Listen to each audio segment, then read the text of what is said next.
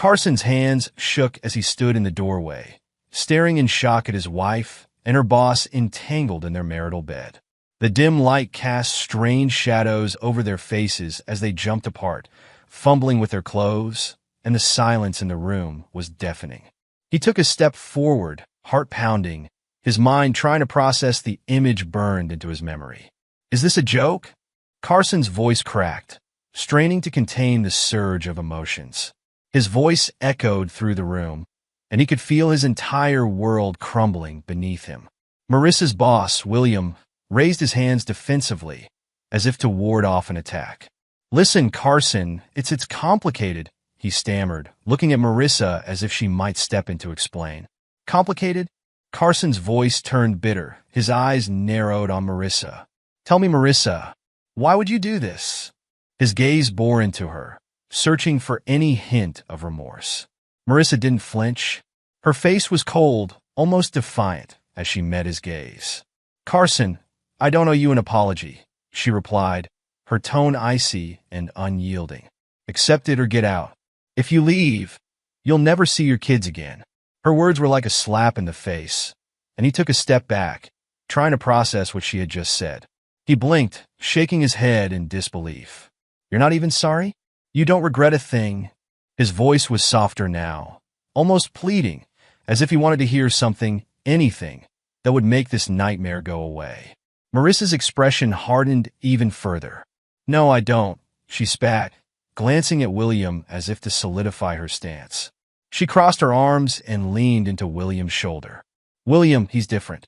He's successful, he understands me, and he's everything you'll never be. Carson felt a painful weight settle in his chest.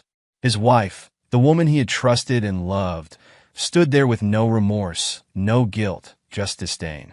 And this man, William, stood beside her with a smug, self-assured expression, as though he'd already won. Everything I'll never be, Carson repeated, his voice hollow. You're willing to destroy our family over a fling with your boss? William finally spoke up, his tone condescending. Carson, you don't understand. Marissa needs someone who supports her. Maybe if you'd been there for her, she wouldn't have needed me. Carson clenched his fists, resisting the urge to retaliate. I was there, he said, his voice strained. Every day I was there. For her, for the kids, for our life together. William just smirked, shrugging as if Carson's words were meaningless. Carson turned to Marissa, hoping for some semblance of recognition, but her face was a stone wall. Suddenly, there was a rustle at the door. Carson's mother stepped into the room, her face stern and unbothered by the scene unfolding before her. Carson's heart lifted momentarily, thinking she would come to his defense, that maybe someone in his life would stand with him. Mom, he murmured, hoping for a lifeline. You knew about this? His mother's face tightened, and she crossed her arms, casting a judgmental gaze over him. Carson, she said icily, if you divorce Marissa over a tiny affair, you can never call me your mother again. Her tone was as cold as Marissa's, her words calculated. It's a small mistake that any woman could make. You should have noticed sooner if she was unhappy. The shock turned to pain, then anger. He took a deep breath, his voice filled with disbelief. Are you serious? You're blaming me? She didn't blink. Of course I am, she replied, her voice steady. You let her drift away, and now you're angry because another man came along and did what you couldn't. You should be grateful for the family you have, not throw it all away over your pride. Carson's mind reeled. His own mother, supporting Marissa's betrayal as if it were a simple mistake. He looked between Marissa and his mother, searching for any flicker of remorse, but there was none. They both stood there, unashamed, as if he were the one at fault. Marissa's voice cut through his thoughts. Maybe if you were half the man William is, we wouldn't be in this mess. She leaned into William, smirking, her eyes challenging Carson to say something, to react. Carson clenched his fists, his nails digging into his palms as he fought to keep his composure. I loved you, Marissa. I gave you everything I had. She shrugged, her face unmoved. Love isn't enough, Carson. It takes more than that. William provides. He understands me. We're happy. Can you honestly say that we were happy together? For a moment, Carson was speechless. He looked at his mother, searching for any sign of compassion or understanding. But she just shook her head, her eyes cold. "This is your fault, Carson," she said, her tone sharp. "If you can't keep your family together, don't expect any sympathy from me. And don't you dare leave your kids without a full family." Carson felt his world crumbling. His wife, his mother, both turning on him, blaming him, as if their betrayal was somehow his fault. In that moment, a painful realization washed over him. He was truly alone in this. "Fine," he whispered, his voice barely audible. "If this is what you all believe, then so be it." Without another word, he turned and walked out of the room. His body felt heavy, every step a struggle as he made his way down the hallway to his children's room. His mind was racing, but a single thought emerged from the chaos: his kids. He pushed open the door to their room, his heart breaking at the sight of them. His daughter was curled up in her bed, her soft breathing filling the room, while his son lay sprawled out, his small hand resting on his pillow. Carson felt a fierce protectiveness surge within him, a desperate need to shield them from the betrayal and pain that had shattered his world. He knelt by his daughter's bed, gently brushing a hand over her hair. She stirred, opening her eyes just a little, and he smiled softly, whispering, "Daddy's here, sweetheart. Daddy's here." She mumbled something incoherent before drifting back to sleep, and he felt a wave of sadness and determination wash over him. This wasn't the life he had imagined for them. They deserved better than lies and betrayal. As he rose, he took one last look at his children, his mind made up. He knew what he had to do. Whatever it took, he would protect them, even if it meant leaving everything behind. Early morning light streamed through the windows, casting a calm over the house. The emptiness felt surreal, almost peaceful. Carson knew that he didn't have much time before Marissa and his mother would return. Every second mattered, and he moved through the house swiftly, grabbing essentials for his children and himself. In the kitchen, he packed a small bag of snacks, water bottles, and their favorite toys. His hands moved mechanically, guided by a strange mix of clarity and numbness. He had made his decision, and now he only needed to act on it. As he quietly moved into his daughter Lily's room, she lay curled up under her blanket, her small hand tucked under her chin. Carson paused, watching her for a moment. He hated to wake her, but they had to leave now. He gently nudged her shoulder. "Lily," he whispered, brushing a stray hair from her face. "Sweetheart, time to wake up. We're going on an adventure." Lily's eyes fluttered open, still groggy. She squinted up at him, her mouth turning into a small smile. "Daddy," she murmured, stretching her tiny arms. "That's right, sweetie," he said softly. "It's early, but we're going somewhere special." She blinked at him, still sleepy but intrigued. Carson handed her a small backpack he'd packed with her clothes, a few books, and her favorite stuffed bunny. She hugged it to her chest, yawning. "Will Mommy be there?" she asked. Carson paused, caught off guard. He knelt down, looking her in the eyes. "Not right now, Lily. It's just you, me, and your brother. We're going to have our own little adventure. Sound good?" Lily looked thoughtful for a moment, then nodded, squeezing his hand. "Okay, Daddy." Carson led her quietly to the living room, where he'd already packed bags for each of them. He moved to his son's room next. 5-year-old Ethan was sprawled across the bed, his mouth slightly open as he slept. Carson lifted him gently, whispering, "Ethan, buddy, time to wake up." Ethan's eyes opened slowly, focusing on his father. "Where are we going?" he mumbled, rubbing his eyes. "We're going somewhere fun, kiddo. Just trust me." Ethan wrapped his arms around his father's neck as Carson carried him to the living room. He set Ethan down to grab his small backpack, checking one last time that everything was packed. "Daddy, are we really going on an adventure?" Ethan's voice was barely a whisper. Carson knelt down, giving his son a reassuring smile. "Yes, we are. It's going to be a new place where we can all be happy. You and your sister will love it." Ethan tilted his head, his expression serious. "Are you coming too?" Carson's throat tightened, but he nodded firmly. "Yes, buddy. I'm coming too. I'll be right with you both." Finally, he bundled them into the car, strapping them in as they looked around, half awake with curiosity. Carson took a deep breath, then started the car. He didn't glance back at the house, at the life he was leaving behind. This was a new beginning. As he pulled out of the driveway, his mind began to settle, his thoughts clearing with every mile that passed. There were no more traces of guilt or doubt, only a growing sense of determination. He was doing this for his children. The early morning roads were empty as they drove through town. His kids had drifted back to sleep in the back seat, their heads resting against their seatbelts. Carson glanced at them in the rearview mirror, feeling a fierce protectiveness. They were his reason for everything. Finally, he stopped at a gas station on the edge of town. He'd need fuel and a moment to clear his mind. As he filled the tank, he felt the weight of his actions, but the resolve held strong. When he returned to the car, he found Lily awake, watching him intently. "Where are we, Daddy?" He smiled gently, reaching over to brush a stray hair from her face. "Just a little stop, sweetheart. We're still on our way. Can I have some snacks?" she asked, her eyes hopeful. "Of course," he said, reaching into one of the bags and pulling out a small packet of crackers. He handed it to her, then took a deep breath. "Listen, kids, I know things might seem confusing right now, but I promise everything is going to be okay. All right?" Lily nodded as she munched on her crackers, and Ethan stirred awake, rubbing his eyes. "Are we there yet?" he asked, looking around with a frown. "Almost, buddy," Carson assured him, though in reality, he had no final destination in mind. His main concern was to get far enough away, to buy himself time and think through what was next. They drove for another hour, with Carson taking random turns to avoid any possibility of being followed. By mid-morning, they reached a small town that Carson remembered visiting with his parents years ago.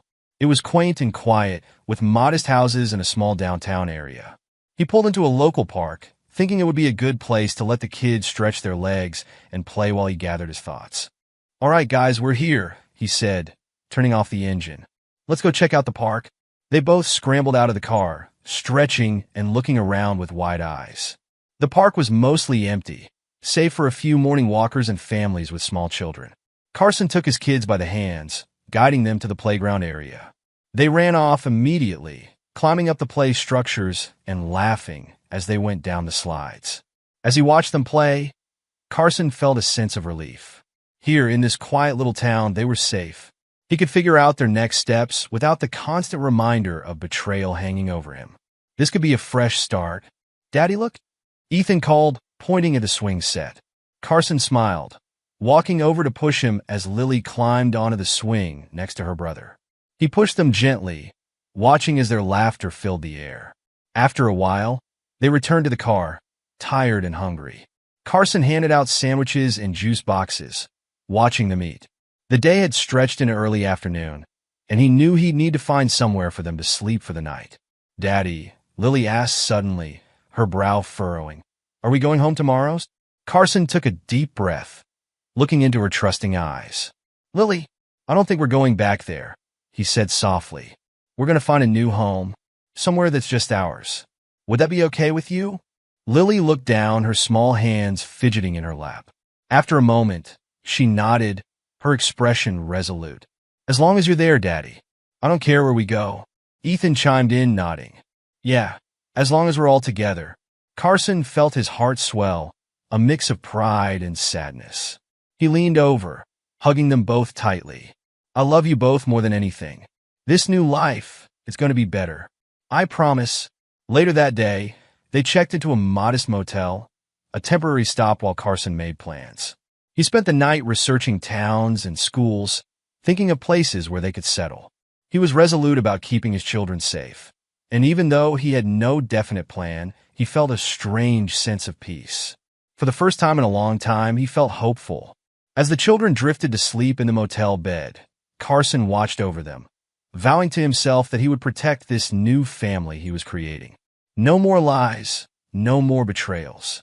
Carson was barely a week into his new life, adjusting to the routines of single parenthood, when his phone rang.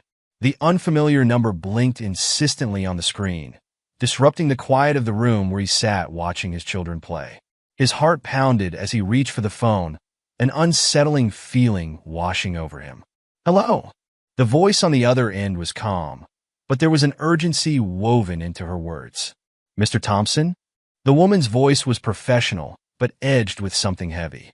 This is Nurse Collins from Meadowfield Hospital. I'm calling to inform you that your wife and mother were in a serious car accident. Both are in stable condition, but require observation and treatment for their injuries. Carson's grip tightened on the phone, a chill spreading through him.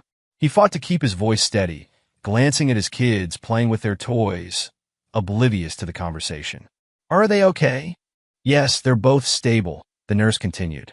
But they're shaken, especially your mother. They've asked to see you. There was a pause before she added, almost gently, I think it would help them to know you're nearby. Carson sat in silence, wrestling with a surge of conflicting emotions. Part of him felt a pang of concern, a natural reaction to the news, but the bitter memories of their betrayal crowded his mind. His mother, who had stood by Marissa's side, casting judgment on him. Marissa, who had shown him no remorse, no hint of regret. Mr. Thompson, the nurse prompted gently. Will you be able to come? Carson hesitated, his thoughts colliding. A large part of him wanted to shut the door on this chapter, to let them bear the consequences of their actions. But he knew this was not something he could ignore forever, not when his children were involved. He took a breath, glancing back at Lily and Ethan, who were busy building a fort with pillows and blankets. They deserved a mother, even a flawed one, and he owed it to them to find out what was going on. Yes, he finally replied, his voice steady. I'll be there soon. After hanging up, he sat down heavily, the weight of his decision pressing on him. How could he face them after everything? But he knew he couldn't hide the truth from his children. Gently, he approached them, kneeling down to their eye level. Hey, kiddos, he began, mustering a reassuring smile. We're going on a little trip. We need to visit Mommy and Grandma. They're at the hospital, but don't worry, they're going to be okay. Lily's face grew worried. Why are they in the hospital, Daddy? They were in an accident, he explained gently. But they're safe now. We're just going to check on them. Ethan's eyes grew wide. Are they hurt? Not too badly, buddy, Carson reassured him, pulling both of them into a hug. They just need some rest, and they'll be fine. The drive to the hospital was quiet, each mile closing the distance he had fought so hard to put between himself and the life he had left behind. The children stared out of the windows, seeming to sense the weight in the air. Finally, they arrived and Carson parked outside, taking a deep breath before leading the children through the bustling corridors of the hospital.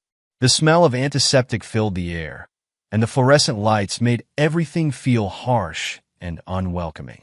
At the reception desk, a nurse directed them to a room down the hall, and Carson could feel his pulse quickening with each step.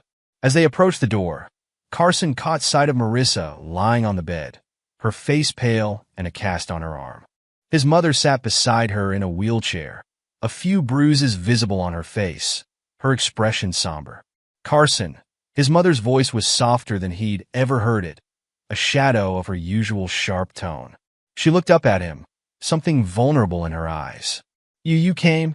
He nodded, his face blank. For the kids, he replied quietly, his voice hardening despite his efforts to stay calm. They deserve to know their mother is okay. Marissa looked away, her face flushed with a mixture of embarrassment and defiance. Thank you for coming, she said, barely above a whisper. Carson nodded tersely. How did this happen? His mother spoke up. We were driving back from the mall when a car ran a red light.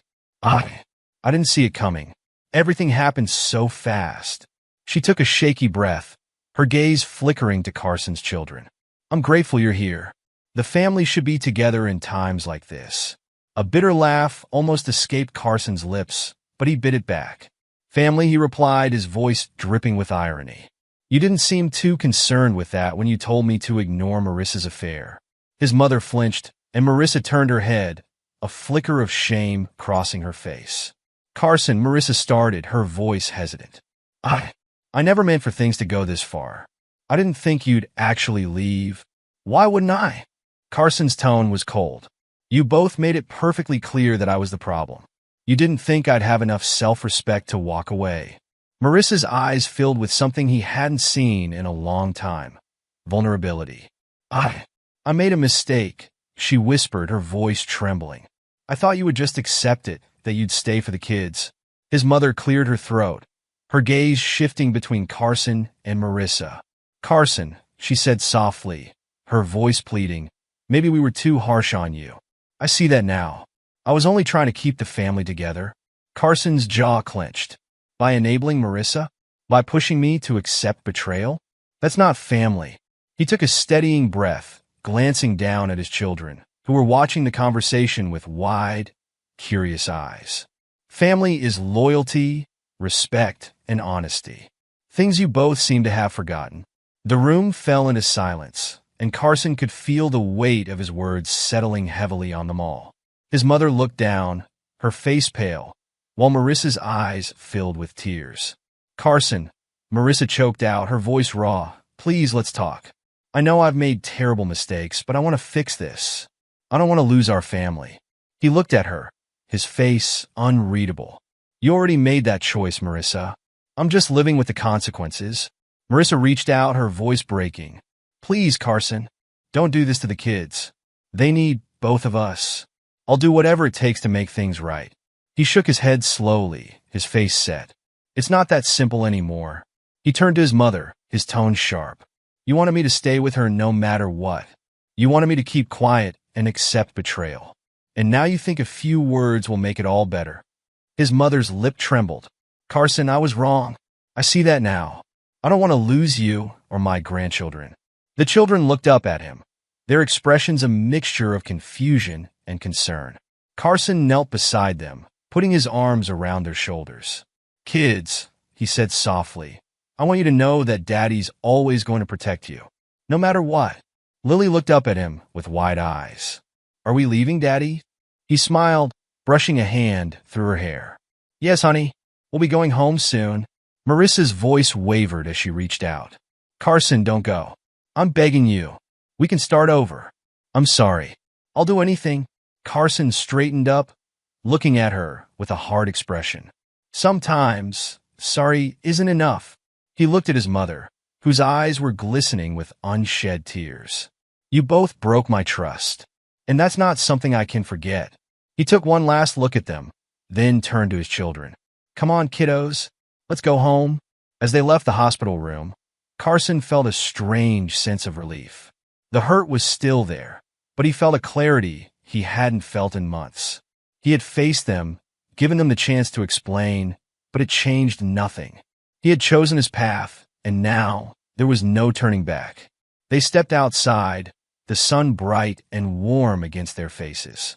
He glanced down at his children, who held his hands tightly, their trust in him unshaken. As they walked toward the car, Carson felt something he hadn't expected, a sense of peace. For the first time, he knew he was truly free. Carson's phone vibrated with a message that cut through the calm he'd built around his new life. It was from Marissa, and her words were heavy with pleading. After days of silence, she was asking him to meet. He had expected her to reach out eventually, but he didn't anticipate the rush of emotions that came with seeing her desperate request. That evening, after putting the kids to bed, he stared at the message, turning it over in his mind. His rational side told him to ignore it. He didn't owe her anything, but curiosity gnawed at him, wondering what she could possibly say after everything that had happened. Finally, he agreed, arranging to meet at a small cafe on the outskirts of town, away from familiar faces and places. When he arrived, Marissa and his mother were already there, sitting across from each other, their expressions tense and solemn. Carson paused by the doorway, taking in the sight of them. Marissa looked pale, almost haggard, her shoulders hunched as she stared down at her hands. His mother's face was drawn, her usual confidence replaced with a wary look he had never seen before. Their eyes met his as he approached, and he caught the flash of relief on both of their faces. Carson didn't greet them. He simply sat down, folding his hands on the table as he waited for one of them to speak. The silence was thick, and Marissa was the first to break it. Carson, she began, her voice barely a whisper. I made a mistake. I thought I knew what I was doing, but I was wrong. I've been wrong about so much. Carson raised an eyebrow, his tone cold. Oh, so now it's a mistake? He leaned back, crossing his arms. Funny, I remember you telling me I had to accept it or get out. That it was my problem if I didn't like it. Does any of that sound familiar to you? Marissa's face flushed, and she looked away, swallowing hard. I was angry, she murmured. I thought you'd just accept it for the kid's sake. I didn't think you'd actually leave. I never meant for it to go this far. Carson clenched his jaw, trying to keep his emotions in check. So, it was fine to betray me and keep me around as long as it didn't inconvenience you? That was your plan? Marissa's eyes filled with tears, her hands shaking as she reached out across the table. Please, Carson, don't make this harder than it already is. I know I was wrong. I know I hurt you. I just want to make things right. Make things right? Carson's voice rose, drawing a few glances from nearby tables. How exactly do you plan to do that, Marissa? How do you make up for breaking someone's trust? At this, his mother leaned forward, her face a mix of shame and desperation. Carson, we both made terrible mistakes. I thought I was protecting the family by telling you to stay with her. I thought I was doing the right thing, but I see now that I was only making things worse. Please, don't shut us out. I can't bear the thought of losing my son and my grandchildren. Carson turned to his mother, his eyes hard. You've already lost us, he replied flatly.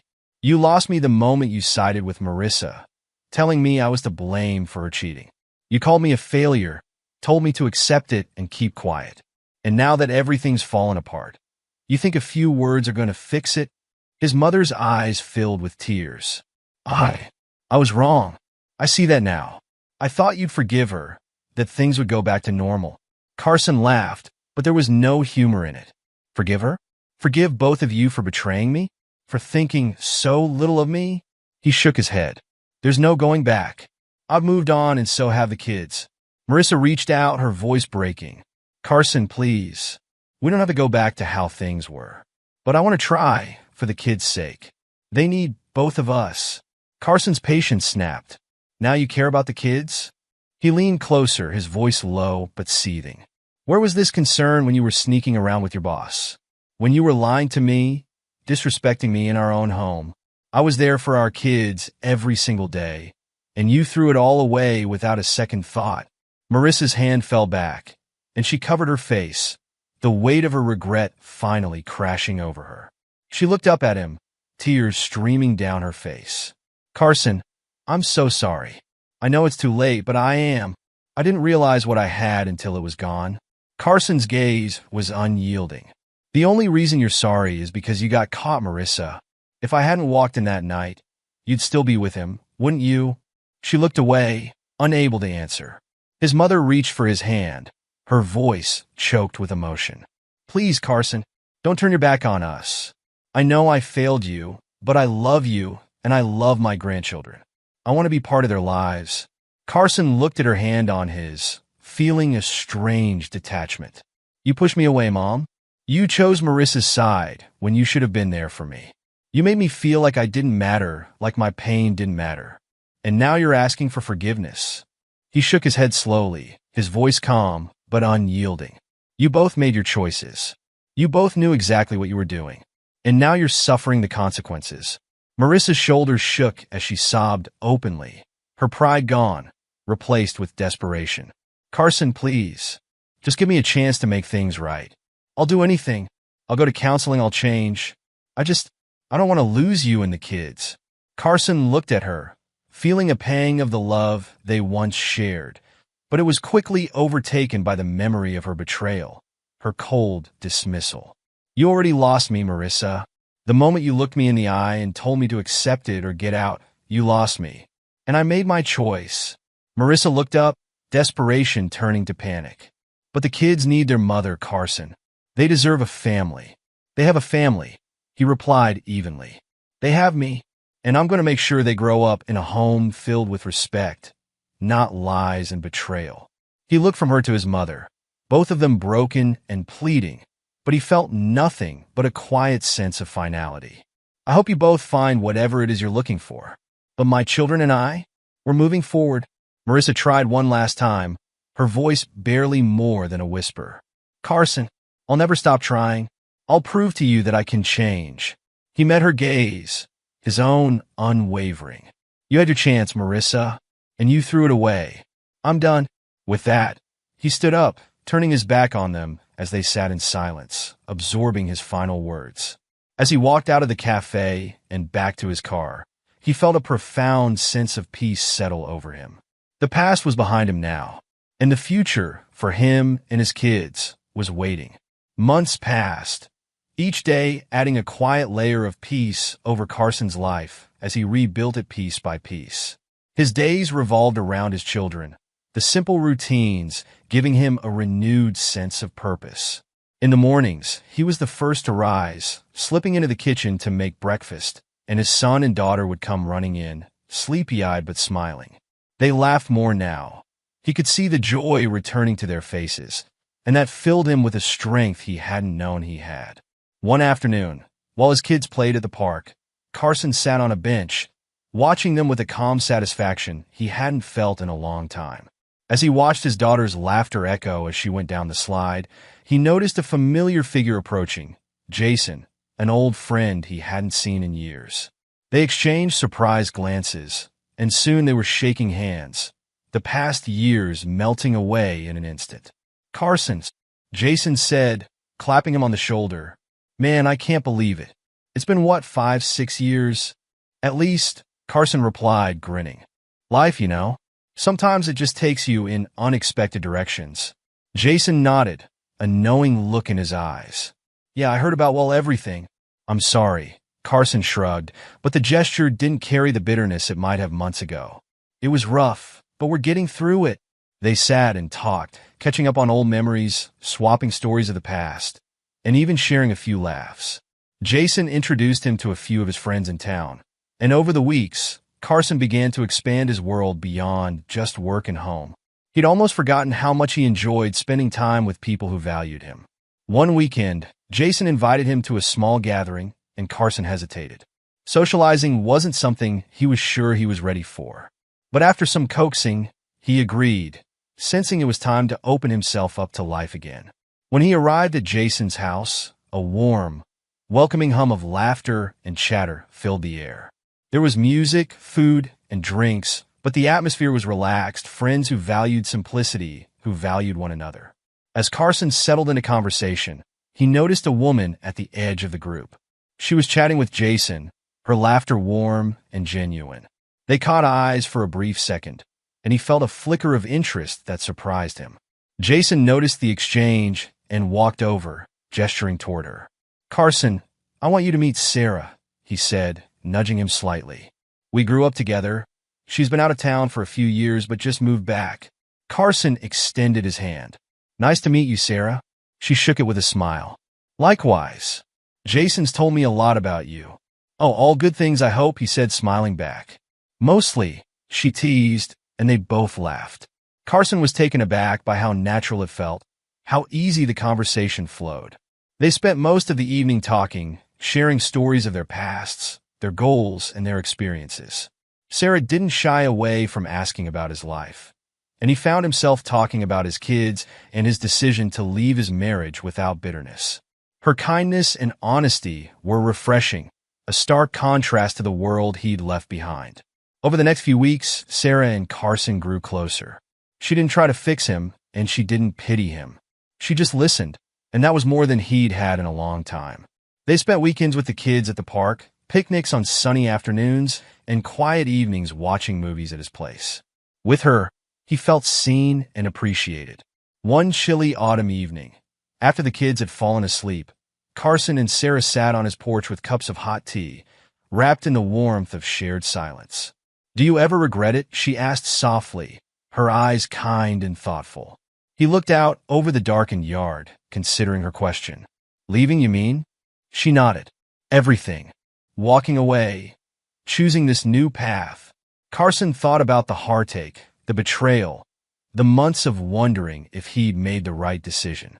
But then he thought about the laughter of his children, their growing confidence, and the quiet peace that had settled over their lives. "No," he said finally. "I don't regret it. It was the hardest thing I've ever done, but it was the right thing." She reached out and took his hand, giving it a gentle squeeze. "You deserve this peace, Carson. You and your kids both." For the first time, He realized that he truly believed it. He deserved happiness, and so did his children. As months passed, life began to feel whole again. The betrayals that had once haunted him were now just echoes of a distant past, lessons that had strengthened him. His children had adjusted beautifully to their new life, and Sarah had become a warm, comforting presence in their lives. On one particular afternoon, Carson was at the park with his kids, helping his daughter with her bike as his son played on the swings. He was laughing, encouraging her as she tried to keep her balance. And out of the corner of his eye, he spotted two familiar figures across the field, Marissa and his mother, watching him from a distance. They looked hesitant, almost lost, standing there like ghosts from another life. Carson's first instinct was anger, but it passed as quickly as it came. Instead, he felt a calm resolve. They had made their choices, and he had made his. Without another thought, he turned his back on them, refocusing on his daughter, who was beaming with pride as she finally managed to pedal on her own. "Look, Daddy," she called, her face glowing with joy. "I see you. Keep going," Carson shouted, his heart swelling with pride. He glanced over at Sarah, who was cheering on his daughter with as much excitement as he felt. As they wrapped up the day and headed home, Carson felt a deep sense of contentment. He had moved forward, and he had found people who valued him and shared his values. His life was filled with love and laughter, with honest, meaningful relationships. The shadows of his past, once so heavy and painful, had faded into nothingness. And though Marissa and his mother remained on the outskirts of his life, he no longer felt bitterness. He wished them peace, hoping they would find it in their own way, as he had.